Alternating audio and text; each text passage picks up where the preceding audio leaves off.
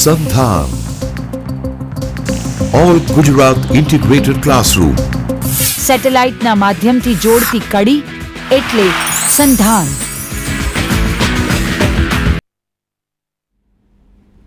નમસ્કાર. આજનો આપણો વિષય છે સ્મૃતિ, મેમરી. એટલે કે આપણને કેવી રીતે યાદ રહે છે અને યાદ રહેલું કઈ જગ્યાએ એનો સંગ્રહ થાય છે, સ્ટોરેજ થાય છે, અને આ આખી પ્રક્રિયા જે કુદરતી પ્રક્રિયા છે એ કેવી રીતે થાય છે અને મનોવૈજ્ઞાનિક રીતે આપણે એને સમજવી જરૂરી છે. તો ભરતભાઈ ત્રિવેદી, સ્મૃતિ વિશે આપને પ્રેક્ષકોને થોડું તમે પ્રકાશ પાડો, માર્ગદર્શન આપો.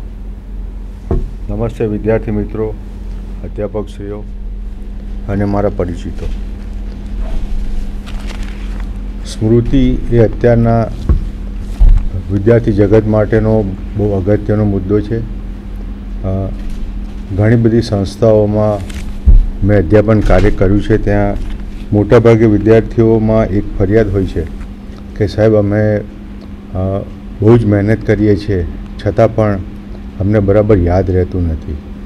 તો જે વિદ્યાર્થીઓ માટે આ એક સમસ્યા છે અથવા વિદ્યાર્થીઓને જે તકલીફ છે, જો અમારું આ લેક્ચર ધ્યાનપૂર્વક થોડુંક સાંભળશો અને એ પ્રમાણેનો તમે અમલ કરવા પ્રયત્ન કરશો તો વૈજ્ઞાનિકો અને મનોવૈજ્ઞાનિકોએ એવા ઘણા બધા સરળ ઉપાયો બતાવેલા છે કે જેના દ્વારા આપણે આપણી મેમરીને સુધારી શકીએ. મેમરીને સુધારવાની વાત તો આપણે છેલ્લે જોઈશું, પણ મેમરીને સુધારતા પહેલાં મેમરી શું છે, સ્મૃતિ શું છે, સ્મૃતિનો અર્થ વૈજ્ઞાનિકોએ શું આપેલો છે, સ્મૃતિની વ્યાખ્યા શ્રી સત્યમભાઈ જોશી સમજાવશે. ત્યાર પછી સ્મૃતિ કેવી રીતે આપણે મગજની અંદર હિપોકેમ્પસમાં કામ કરતી હોય છે, એ બધી માહિતી આપણે સ્લાઇડ થ્રુ જોઈશું અને એ વિશેની વિગતવાર ચર્ચા અમે આપની સમક્ષ અત્યારે રજૂ કરી રહ્યા છીએ. આપ જોઈ રહ્યા છો સ્મૃતિનું જે ચિત્ર, જે માનવ મગજ, માનવીના જે મસ્તિષ્કની અંદર ઘણા બધા ભાગો આવેલા છે. એમાં સ્મૃતિ કોઈને કોઈ જગ્યાએ એટલે કે સ્ટોરેજ થાય છે. અને આ વિષય આપણો સાયકોલોજીનો વિષય છે, જે ચિત્રમાં તમે જુઓ છો. રહી વાત વ્યાખ્યાની, તો સ્મૃતિ એટલે યાદશક્તિ એમ આપણે કહીએ, પણ બિલકુલ સાયકોલોજીકલ રીતે, મનોવૈજ્ઞાનિક રીતે એમ સમજીએ કે આપણે ભૂતકાળમાં ઘણા બધા અનુભવો લીધા હોય, કોઈ ચિત્ર જોયું હોય, કોઈ સંગીત સાંભળ્યું હોય અને કંઈક એવી સુગંધ પણ મેળવી હોય, તો એ બધા જે અનુભવો અર્થપૂર્ણ રીતે વર્તમાનમાં એ પુનઃ જાગૃત થાય. જેમ કે આપણે કોઈ જગ્યાએ પ્રવાસમાં ગયા અને પ્રવાસમાં પહાડી જોઈ, વનરાજી જોઈ, ઝરણા જોયા, આ બધા અનુભવો આપણને એના એ સ્વરૂપમાં પુનઃ આપણને યાદ આવે. તો આ પ્રકારની જે પ્રક્રિયા છે, માનસિક પ્રક્રિયા છે સાહેબ, તો એ પ્રક્રિયાને આપણે સ્મરણ અને સ્મૃતિ કહી શકીએ. આ બધા અનુભવો પૂરેપૂરા 100% આપણને પુનઃ જાગૃત નથી થતા, યાદ નથી આવતા, પણ કંઈક અંશે આપણને ઘણું બધું જે ભૂતકાળનું યાદ આવે છે. એટલે એમ કહી શકાય કે ભૂતકાળના જે અનુભવો છે એને બિલકુલ અર્થપૂર્ણ રીતે, એ રીતે અર્થપૂર્ણ કે બિલકુલ અર્થ વગર આપણને યાદ આવે, એટલે કે ગોઠવણી વગર યાદ આવે, એ કોઈ ચોક્કસ ઢંગ ધડા વગરના, એ રીતે આપણા શબ્દો એ યાદશક્તિ માટેના જો નીકળે મોઢામાંથી, તો એનો મતલબ કે આપણને કશું યાદ રહ્યું નથી. એટલે જે કંઈ યાદ આવે છે એ બિલકુલ પરફેક્ટ, જેની તે સ્થિતિમાં, એટલે કે અર્થપૂર્ણ રીતે આપણને યાદ આવે, એટલે કે પુનઃ જાગૃત થાય. આખી આવી પ્રક્રિયાને સ્મૃતિ કહે છે. આ એની વ્યાખ્યા છે. સરસ. હવે સાહેબ, આ સ્મૃતિ એટલે કે ભૂતકાળના તમામ અનુભવો, અહીં ચિત્રમાં જુઓ છો તેમ માનવ મગજમાં ઘણા બધા ભાગો છે. મેં હમણાં વાત કરી તેમ એમાં હિપોકેમ્પસ નામનો વચ્ચેનો એક ભાગ છે. એમાં આ એક પ્રક્રિયા થાય છે. બરાબર. યાદશક્તિ સ્ટોરેજ થાય છે. હવે એ કેવી રીતે થાય છે એ તો માનવ શરીરની રચનાના આધારે એમાં ઘણા બધા કારણો છે. એ કારણોમાં એક એવી પ્રક્રિયા કે જેમાં જ્ઞાન કોષો જે ગોઠવાયેલા છે, બરાબર. એક કરોળિયાના જાળાની જેમ એ બધા જ્ઞાનકોષો એકબીજાથી જોડાયેલા છે. આ જોડાણ કંઈ પેલું નટ બોલ્ટ જેવું જોડાણ નથી હોતું સાહેબ. બરાબર. આ જ્ઞાનકોષો વચ્ચે કેટલો ગેપ હોય છે, એને સિનોપ્સ કહે છે. એ ગેપ જે છે એ જ્ઞાન તંતુઓ વચ્ચે હોય છે. આ જ્ઞાનકોષોની આજુબાજુ જ્ઞાન તંતુઓ હોય છે. આ જ્ઞાન તંતુઓ વચ્ચે વિદ્યુત પ્રવાહનું વહન થાય છે. આ વિદ્યુત પ્રવાહનું વહન જે છે એ વિદ્યુત કરંટ એટલે ઇલેક્ટ્રિસિટી જે રીતે કરંટનું વહન કરે છે એ રીતે બિલકુલ થતું નથી. એમાં કેમિકલ પ્રોસેસ છે. એટલે કે કેટલાક કેમિકલ જે જ્ઞાન તંતુઓની અંદર એમાં કેલ્શિયમ અને સોડિયમ એ આયન છે. એ કેલ્શિયમ સોડિયમના આયનો એક જ્ઞાનતંતુમાંથી બીજા જ્ઞાનતંતુમાં પેલી ખાડી કુદાવે છે, ગેપ. બરાબર. એ ગેપ કુદાવે છે ત્યારે એ ચેતા પ્રવાહનું વહન થાય છે. આ રીતે એક કોષ અને બીજા કોષ, ત્રીજા કોષ, એની અંદર આ તમામ જ્ઞાનતંતુઓનું વહન ફેલાઈ જાય છે. અને આ રીતે હિપોકેમ્પસમાં જે કંઈ આપણે ભૂતકાળમાં જોયું હોય, જે કંઈ જાણ્યું હોય, વાંચ્યું હોય અથવા પછી એનો અનુભવ કર્યો હોય એ સ્ટોર થાય છે. હવે સાહેબ આ બધું સ્ટોર થાય છે એ માટે ભગવાને આપણને કેટલીક જ્ઞાનેન્દ્રિયો આપી છે. જેમ કે જોયેલું કેવી રીતે સ્ટોર થાય, તો આંખથી આપણે જોઈએ છીએ તો આંખ જ્ઞાનેન્દ્રિય છે. નાકથી આપણે સૂંઘીએ છીએ તો નાક જ્ઞાનેન્દ્રિય છે. કાન અને જીભ એ પણ જ્ઞાનેન્દ્રિય છે. આપણા જગતના તમામ અનુભવો એ જ્ઞાનેન્દ્રિય દ્વારા એ ગ્રહણ કરીએ છીએ અને એ જ્ઞાનેન્દ્રિય દ્વારા મગજના હિપોકેમ્પસમાં એ જ્ઞાન કોષોની અંદર એ ફરી વળતા વિદ્યુત પ્રવાહના કારણે એ અનુબંધની ચર્ચા આપણે કરીએ છીએ. એક અનુબંધ બંધાય છે એટલે કે એ સ્મૃતિ સ્ટોર થઈ. છતાંય આ તો શરીરલક્ષી મનોવિજ્ઞાનનો વિષય પણ આમાં અહીં તમને જાણવા મળશે. મનોવૈજ્ઞાનિક પ્રક્રિયા એવી થાય છે જેમાં સ્મૃતિ એ કયા તબક્કામાં સંગ્રહ થાય છે, એટલે કે સ્મરણ કયા તબક્કામાં થાય છે એ આપ થોડા પ્રેક્ષકોને થોડું જણાવો. એવું હા, એક મિનિટ. એ જે આપણે સ્મૃતિમાં હિપોકેમ્પસની કાર્યરચના મિત્રો જે નિહાળી, સૌ પહેલાં તો સ્મૃતિની આપણી જે મનોવૈજ્ઞાનિક વાત આપણે સમજીએ એના માટે શરીર વિજ્ઞાન પણ એટલું જ ઉપયોગી છે. અને અત્યારે આધુનિક સમયમાં આપણે જે ભણીએ છીએ મિત્રો એ પ્રમાણે મનોવિજ્ઞાનની સાથે ન્યુરોલોજી અને કેમેસ્ટ્રી પણ મનોવિજ્ઞાનની સાથે જ કામ કરે છે. એટલે આપણે તો આર્ટ્સમાં મનોવિજ્ઞાનનો અભ્યાસ કરી રહ્યા છીએ, પણ મનોવિજ્ઞાનના કેટલાક મુદ્દાઓ મિત્રો એવા છે કે જે પેરેલલ મેડિકલ સાયન્સમાં પણ ભણવામાં આવે છે અને ખરેખર સાયક્રાટીનો અભ્યાસ જે લોકો કરતા હોય એમાં પણ ભણવામાં આવે છે. મારા ખ્યાલથી આ મુદ્દો પણ એને સ્પર્શતો છે. એટલે આપણા માટે શ્રી જોશી સાહેબે સરસ તૈયારી કરેલી છે કે મનોવિજ્ઞાનની સાથે આપણને શરીર વિજ્ઞાન વિશેની પણ ઘણી બધી આ હિપોકેમ્પસની વાત જે છે એ આપણને ખરેખર સ્મૃતિ કેવી રીતે થાય છે એને સમજવા માટે ઘણી બધી ઉપયોગી થાય છે.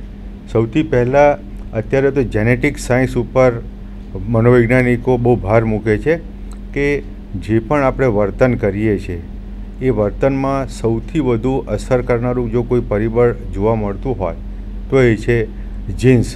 અને જીન્સ જે છે એ દરેક વ્યક્તિને હેરિડિટીમાં મળતું હોય છે. એટલે સૌથી પહેલાં તો મેમરી માટે સૌથી અગત્યની વાત આ છે કે હિપોકેમ્પસ જે છે એ કેમ્પસ શું છે એમાં સાહેબે સમજૂતી આપી એ પ્રમાણે જ્ઞાનતંતુઓ, જ્ઞાનકોષો જે છે એ કેવી રીતે વહન કરે છે એ સ્મૃતિને સમજવા માટેની બેઝિક વાત છે. સાહેબે એની બહુ સરસ આપણી સમક્ષ રજૂઆત કરી, ઝીણવટભરી. અને આપણને થોડીક સમય તો એવું લાગે કે મનોવિજ્ઞાનની સાથે આપણે ન્યુરોલોજીનો પણ અભ્યાસ કરી રહ્યા છીએ. હવે મિત્રો મારે યસ, ઘણીવાર તો આપણું મગજ એક કોમ્પ્યુટરની જ રીતે કામ કરે છે. જેમ કોમ્પ્યુટરમાં ઇનપુટ અને આઉટપુટ હોય છે, બસ એ જ રીતે આપણા શરીરના કેટલાક અંગો, જેમ હમણાં વાત કરી તેમ આંખ, કાન, નાક, જીભ અને ચામડી, સ્પર્શ, એ પણ ઇનપુટનું કામ કરે છે, જે બહારના જગતના અનુભવોને આપણા શરીરમાં જ્ઞાન કોષો મારફતે હિપોકેમ્પસમાં સ્ટોર કરે છે, ઇનપુટ કરે છે. સરસ. હવે સ્મૃતિ માટેનું અગત્યની જે કાર્યરચના છે એ કાર્યરચના આપણે જોઈ કે આ પ્રમાણે જે કોષો જે છે એ ગોઠવાયેલા હોય અને એ કોષો જ્યારે કાર્યાન્વિત હોય છે એ સમય દરમિયાન સ્મૃતિ જે છે એ કાર્ય કરતી હોય છે. અને સ્મૃતિના તબક્કાઓ વિશેની વાત સમજીએ પહેલાં સ્મૃતિ કેટલી મહત્ત્વની છે મિત્રો, એ પણ એક આપણા મનોવિજ્ઞાનના વિદ્યાર્થી તરીકે, એક અભ્યાસુ તરીકે એ ઘણી બધી ઉપયોગી વસ્તુ છે. સ્મૃતિ વગરનું જીવન બિલકુલ નિરર્થક છે, નકામું છે. એટલે સૌથી પહેલાં તો મનોવૈજ્ઞાનિકો સ્મૃતિનો અભ્યાસ એટલા માટે કરે છે કે અન્ય સજીવો જે છે એ અન્ય સજીવો કરતાં માનવોને જુદું પાડનારું સૌથી મુખ્ય અને અગત્યનું પરિબળ જો કોઈ હોય તો એ છે સ્મૃતિ. સ્મૃતિ જે છે એ સ્મૃતિની સાથે ઘણા બધા આપણા સંવેદનો જોડાયેલા છે, ઘણા બધા આવેગો જોડાયેલા છે. અને સ્મૃતિ એટલી સરસ રીતે મિત્રો આપણા વર્તનમાં કાર્ય કરતી હોય છે કે સ્મૃતિને લીધે જ માનવી જે છે એ અન્ય સજીવો કરતાં જુદું તરી આવે છે. ઉપરાંત અત્યારે આપણે જોઈ રહ્યા છીએ કે વિજ્ઞાન અને ટેકનોલોજીનો કેટલો બધો સરસ વિકાસ થઈ રહેલો છે. એટલે આપણી પાસે, માનવી પાસે જે સ્મૃતિ નામનું પરિબળ આપણને મળેલું છે એ સ્મૃતિનો કેટલો સરસ આપણે ઉપયોગ કરી રહ્યા છે. અને સ્મૃતિને લીધે ઘણી બધી સર્જનાત્મકતા આપણે કેળવેલી છે. સ્મૃતિને લીધે ઘણા બધા આપણા કાર્યો જે અઘરા હતા એ સ્મૃતિને લીધે સરળ બન્યા છે. પહેલાં મિત્રો આ બધું અત્યારે જે લેટેસ્ટ ટેકનોલોજીથી આપ આ ભણી રહ્યા છો, જાણી રહ્યા છો, પહેલાં આપણે કેટલી બધી એના માટે સમય ફાળવવો પડે, ઘણી બધી આપણી એનર્જી એમાં લગાવવી પડે. પણ એને બદલે સ્મૃતિને લીધે આપણે જે ટેકનોલોજીકલ ડેવલપમેન્ટ કર્યું, આપણી ઘણી બધી સમય અને શક્તિનો બચાવ થાય છે. અને એ સમય અને શક્તિ જે બચેલા હોય છે એનો આપણે જીવનમાં ઘણા બધા બીજા અર્થપૂર્ણ સમાયોજનો સાધવા માટે ઉપયોગ કરીએ છીએ. એટલે આફ્ટર ઓલ સ્મૃતિ જે છે એ સમગ્ર માનવ જીવનનું, સમગ્ર માનવ વર્તનનું મુખ્ય કેન્દ્ર સ્થાન છે મારી દૃષ્ટિએ તો. અને એના વિશે મિત્રો ઘણા બધા, જો આપ ઇન્ટરનેટનો યુઝ કરતા હો તો એના વિશે હજારો અભ્યાસો ઇન્ટરનેટ ઉપર મૂકેલા હોય છે. આ સ્મૃતિ વિશેની થોડી ઘણી ભૂમિકા મારે આપને સમજાવી હતી. આપ કદાચ જાણતા હશો પણ હા, સ્મૃતિની જે પ્રક્રિયા છે, જે માનસિક પ્રક્રિયા છે, આમ તો શારીરિક પ્રક્રિયા છે, મેં હમણાં વાત કરી એમ, તો એ તબક્કાવાર થાય છે. આપણે એમ સમજીએ છીએ કે સ્મૃતિ એનો સૌ પ્રથમ એવો તબક્કો છે કે જેને આપણે સંકેતાંકન કહીએ. તો એ વિશે તમે આ કેવી રીતે થાય છે, એ સંકેતાંકન શું છે? અગત્યની વાત છે વિદ્યાર્થી મિત્રો. સંકેતન જે છે એ સંકેતન જે આપણા માનસમાં સ્મૃતિની પ્રક્રિયા ચાલતી હોય છે એ સ્મૃતિની પ્રક્રિયા માટેનો આરંભિક તબક્કો છે. સંકેતન સમયે એવી વૈજ્ઞાનિક સમજૂતી આપવામાં આવેલી છે કે જે મારા મિત્ર સાહેબે વાત કરી કે આપણા શરીરના બાહ્ય ભાગ ઉપર જ્ઞાનેન્દ્રિયો આવેલી છે. આંખ છે, કાન છે, ત્વચા છે, આ બધી જ્ઞાનેન્દ્રિયો છે. આ બધી જ્ઞાનેન્દ્રિયો જે છે એ જ્ઞાનેન્દ્રિયો મગજ સુધી એ સંવેદનોને પહોંચાડે છે. અને મગજ જે છે એ સંવેદનોનું અર્થઘટન કરે છે. સંવેદનોનું અર્થઘટન કર્યા પછીથી આપણે ચોક્કસ પરિસ્થિતિ સાથે સુમેળ સાધવાનું, એટલે સમાયોજન સાધવાનું વર્તન કરીએ છીએ. આખી જે પ્રક્રિયા છે એમાં જે પ્રાથમિક તબક્કો જે છે એમાં વિજ્ઞાન અને મનોવિજ્ઞાન એવું કહે છે કે સંકેતન થતું હોય છે. સંકેતન એટલે જે પણ ધ્વનિ મોજાઓ, થોડીક વિજ્ઞાનની ભાષા હું વાપરું છું, પછી આપણે એને થોડુંક સહેલું બનાવીશું. કે જે ધ્વનિ મોજાઓ છે એ ધ્વનિ મોજાઓ ચોક્કસ સંખ્યામાં ઉદ્દીપ્ત થતા હોય છે. એ ચોક્કસ સંખ્યામાં ઉદ્દીપ્ત થયેલા ધ્વનિ મોજાઓ મગજ સુધી પહોંચે છે. અને એ મગજ સુધી પહોંચે છે એ સમયે અગાઉની આપણે સ્લાઇસ જોઈ હિપ્પોકેમ્પસની, તો એ જે જ્ઞાનકોષો છે એ જ્ઞાનકોષોની અંદર ચોક્કસ સ્મૃતિ છાપ અંકિત થતી હોય છે, મેમરી ટ્રેક અંકિત થતી હોય છે. એટલે જે સંકેતન જે છે એ સંકેતનનો અર્થ આપણે મિત્રો એ રીતે તારવી શકીએ કે સૌ પ્રથમ આ રીતે મગજ સુધી જે જ્ઞાન પ્રક્રિયા પહોંચે છે અને જ્ઞાન પ્રક્રિયા પહોંચ્યા પછીથી જે એનો ટ્રેક પડે છે, જે સ્મૃતિ છાપ પડે છે એ સંકેતન છે.